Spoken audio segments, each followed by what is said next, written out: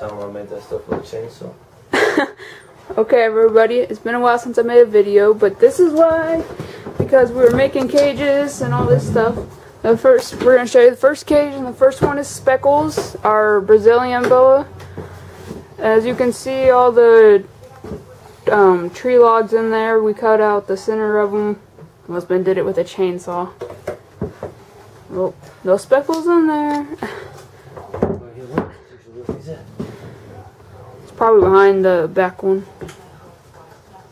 Like, I mean, he's in it. Yeah. It just takes a while to get stuff out of here. That's all. Anyways, we have a heat mat underneath the cage, which is covered with tile, so you can't get to the heat mat. And then we have a light in the upper corner that you see there. And then he has a little hidey box, which he never uses because he has the tree branches. And there's Speckles right there. He's definitely warmed up since I took him out of the box. Calm down. Calm down. My husband's scared he's gonna get bit. Speckles is usually pretty cool, but he's looking pretty pissed off right now. Where's Speckles? He's gonna get bit too. Look at that. He's going for it. Yeah. I just had to move the thingy. Oh. Down it goes. What's up, Speckles? Calm down, big guy. It's okay. Okay, here's Speckles. He's like 2 years old and he's only 300 grams. That's because boa constrictors grow really slow.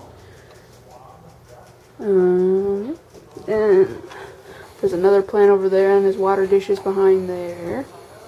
And there's that fake little waterfall thing in there. Oh, you can see his tummy right there. Looks like he's in shed. Yeah, he's going into shed. That might be why he's grumpy. But that's Speckles. Alright, so here's Burst Cage, our hypo boa. And we also have this tree logs in there. She's in the same spot she usually is. She's about... No, that's from the last time. She's about a little over 4 feet now. She's about 2.5 pounds, 1,200 grams.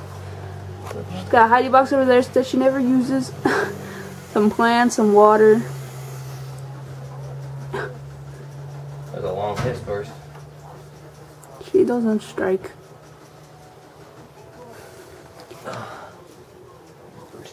There's Miss Bursty. You can see how big she's gotten since the first video I made with her, I think. She's eight months old now. She's very big. And I forgot to mention that these cages that we made, they're 6 feet long, 2 feet tall, 2 feet wide. All out of plywood. Painted black on the outside, white on the inside with low Voc paint. And this stuff is just wire, like, I don't know, I think, yeah, mesh fencing, I guess. We bought it at a farm store. I don't really know where else you could get that. Okay, and now we'll go to our newest snake once we get this closed. Oh, yep. There's also our little thermostat. It's just, as you can see, it's a Hydro Farm thermostat. It's not in any of the reptile thermostat, but it does the job. It's a lot cheaper.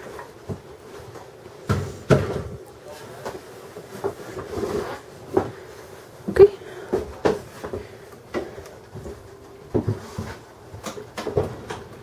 And then here, we have our newest addition. We've had her a week and 1 day. It's a baby Burmese. Oh, she's right here. Okay. Her name is Ember.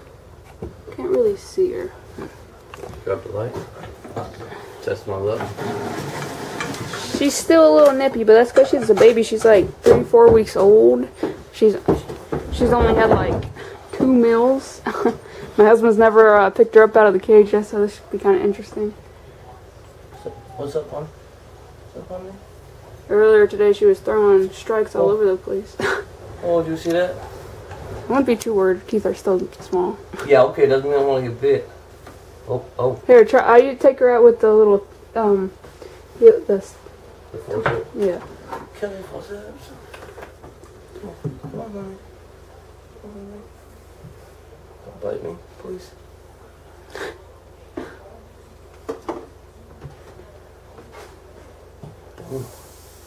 Oh.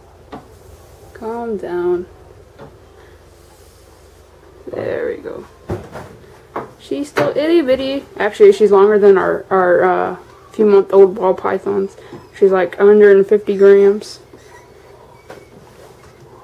And yep, and you can see that she also has logs that my husband cut out for her. Ooh, I don't think she's too much of a fan of my husband, like all the other snakes. Nobody likes me. Get off my hand, woman. She also has a light bulb and a heating pad, and she has a little hidey box back there too, and a water dish. Right here is our feeding tub. This was our gecko's cage, but she passed away, so we turned it into a feeding tub. And then we have our ball pythons. These are our cages. Let's start at the top. Yep. All these cages are 4 feet long, 1 foot tall, 2 feet deep. The top one, Sting and Stang, we actually separated so they're half. Figured since they were smaller and they'll take a little bit to get full grown, it was alright. Stang over here on the left side doesn't have a hide because he always goes under the water dish. And he's a mean little cuss. Yeah, he's usually good for me. What's up, big guy? Look at that. There's Sting. Nice. Yeah, he's alright. And then Sting, which is on the right side, is much lighter. She looks very orangey and is much nicer than him. She has a great personality. Oh, just slide him. I'm going to. Okay. Don't squish him up against his twiggies, though. There's also twigs in there that they don't use. She's mean as a fuck to me, yo. There she is. I was gonna say, she's really nice to me, but alright. Well, yeah, they're all nice to you. They hate me. I'm playing games with her. There she is. You can see all the really nice blushing on the sides and how orange she is. She has blue and yellow eyes. So I think there might be a little more there. The cool thing about them is they're het albino pairs. They're 100% het albino, and they both have scales that are missing pigment, so it's like kind of proof of albinism.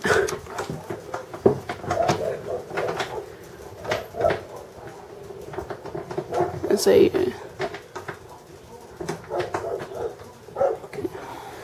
And the second one is Warp. It's our spider ball that I'm actually currently trying to see if I can get another spider or a baby pastel spider pair, just because as much as I want to get into breeding, Warp just doesn't warm up to us. He just chills a ball in my hand. He doesn't strike like he used to, but it's not very adventurous. What's up, mister? How you been, big guy? But he's already gained 150 grams in the past 2 months. He was off feed forever, and now he eats every time like a champ. Looks like he's starting shit again, too. Because that little red going on. Yep, he's going in the shed, too. Yeah, you can tell he's a lot darker. He's usually a really nice yellow with high yellow sides. He also has twigs that he doesn't use, and he doesn't use his hide box either. And the bottom one is Seether. He's gotten even bigger. He's a little over 4 feet now, and he weighs 4.25 pounds. He doesn't really use his branches in his new cage either, but it's alright. He always is in his hide box. He's not quite as friendly as he used to be. That's just because we don't really have time to hold him as much as we used to.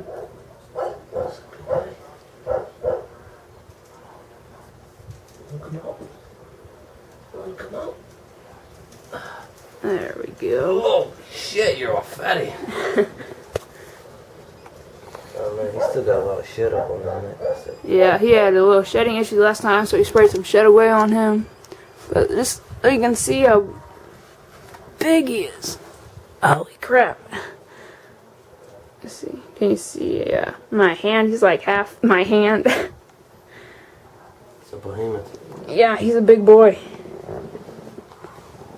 Still trying to learn how to probe snakes, but from what my husband did, he said it looked like a male, so we don't know. It's hard to probe them because so big. Yeah, since he's so big, it's kind of hard to do the probing. I mean, the popping thing. The probing. Yeah, popping. Popping! Alright, see there. Time to go home, big guy. Go back in there. You gonna go in? Yeah, you will.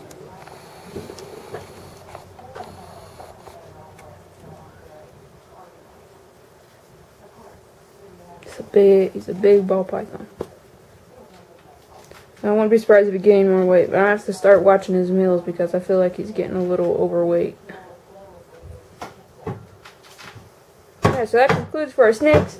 And then what I didn't have in any of my other videos was my rats, because we started breeding rats. And over here is our pimp house, as you can see. Merle and Whitey's pimp house. It's the only males we have right now. We did have another male, but Merle and Whitey pretty much killed him. And then I have all my females on there. It's a 55-gallon, and it's 4 females. I did have 5, but one, she kept making stillborn, so I fed her to Seether. And so, got 4 females, 2 males, and 55. Over here, I've written down their names, the day they go in, the day they go out. I leave them there for 21 days, or 3 weeks. Because that's, you know, how long it is for them to get, or for them, their gestation period. And then, over here is my tub that says child care. These are all the rats that all the baby rats that I'm using as feeders. There's 10 in here right now. Over here I've written on the side all the ones that are getting them. Like Sting gets 2, Stang gets 2, Speckles gets 2, Ember gets 2, and Warp gets 2. And over here is my holding tub for Seether and Burst food, so they can get to size for them. Burst eats small, Seether eats medium, medium, large. Burst is almost to medium. It's just a tub that I turned into a cage. Yeah. And then in here I have all the shelving, and I have these tubs that are kind of a pain because the rats seem to like to chew, but for only having to pay for one of them. And I've had them for like 2 months now. Not longer than that. Like 3 months? 3 months, yeah. They've done their job pretty well. I've only lost a few rats. And here are more babies. Show them the hole. The hole? Which one? The lost rat nest. Oh, yeah. We have this hole in our floor. And this is where all our rats seem to go and make a nest.